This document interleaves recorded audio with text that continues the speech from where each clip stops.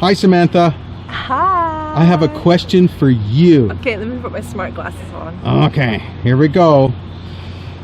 What do you see as the future of well-being?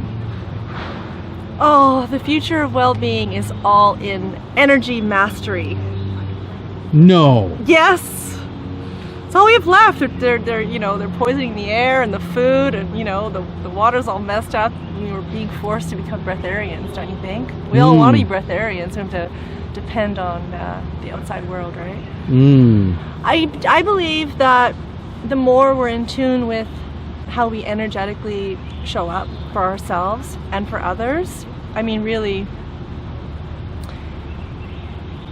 it's the most responsible way to show up is, how, and I ask myself this more now, how am I showing up energetically?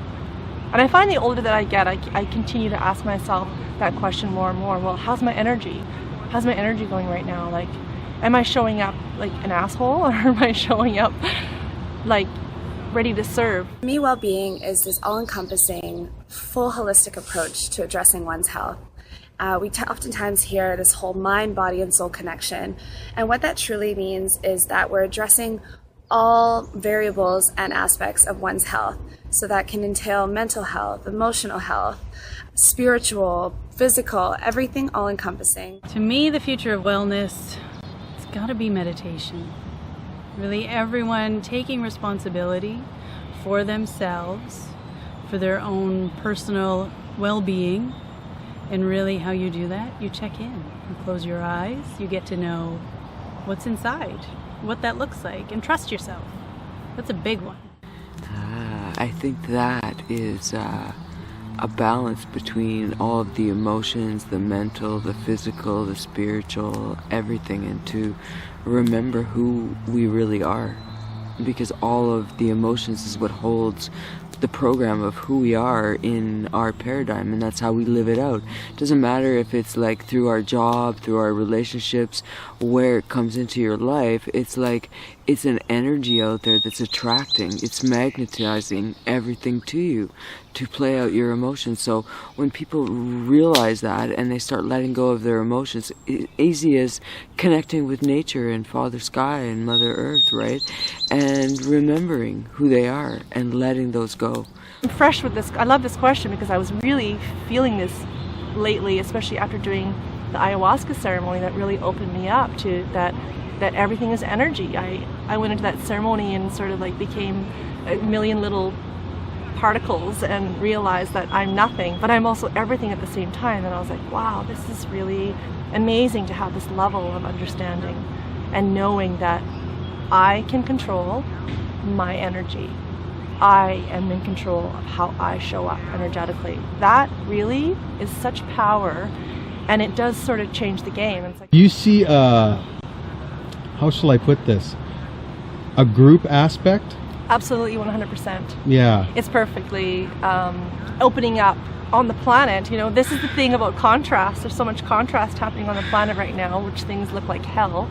But it's like, well, what does each person need to manifest in order to see and tangibly experience for us to transform, right? Because we are ultimately all alchemists, and what needs to be the motivating factor in our lives that catapult us or catalyze us into changing and transforming and evolving from what we know is not serving us. Right? Oftentimes, I find that people are still so focused on one end of the spectrum.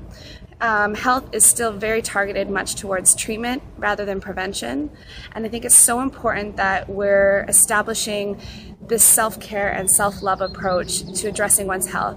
I don't believe anything needs to be extreme, and that it really truly comes down to these words of alignment and balance. Health really truly starts in the mindset. Our minds are so complex, and we experience so much. We have so much stimulus coming at us all the time that it's so important for us to just slow down, process, and find ways to make something positive out of everything that we experience in life. Because truly, in this word of balance, even when things may come across negative at first, there is always something to be taken away that can be transversed into something positive. We can often go off and and think we're maybe hallucinating something or feeling something that isn't true, but just trust yourself. Know that what you are experiencing is real for you, and that's all that matters. That, I think, is going to be huge in the way we move forward. It's like, what is it? Why am I doing that behavior? Why am I thinking that about that person, right? It's like, what is it that I'm seeing in that other person that is really myself? And really looking in honesty, you know? And the more that people get real with each other about what is really going on, then the whole paradigm can shift. But we have to remember who we are, and that when we change our emotions from whatever's going on around and move into a place of love and only love, that the paradigm can shift. And that, to me, is the future of well-being.